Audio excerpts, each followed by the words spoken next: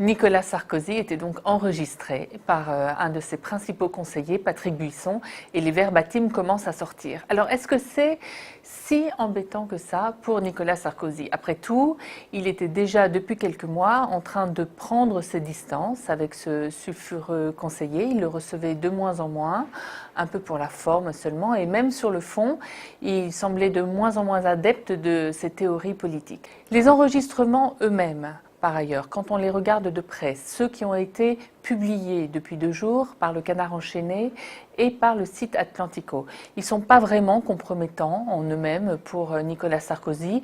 Tout juste apprend-on qu'il était assez sévère sur le bilan de son ami Brice Hortefeux au ministère de l'Intérieur, mais c'est à peu près tout.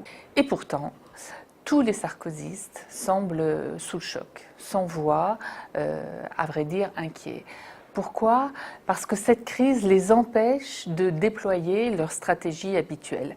Nicolas Sarkozy, d'habitude, se pose en victime des médias, des magistrats. Là, c'est très difficile à faire parce qu'il est surtout victime de lui-même. C'est lui qui a choisi Patrick Buisson comme conseiller, qu'il a mis au cœur de son quinquennat.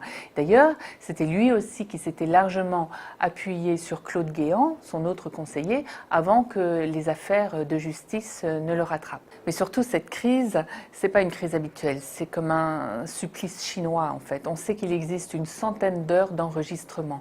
Est-ce que ces enregistrements vont être publiés? Qu'est-ce qu'ils vont révéler? Des choses terribles peut-être, ou peut-être pas, mais en fait personne ne le sait. Et c'est ça la grande difficulté.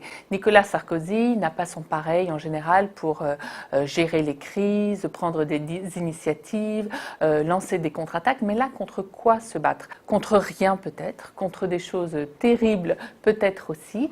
Le pire poison dans cette histoire, c'est l'incertitude.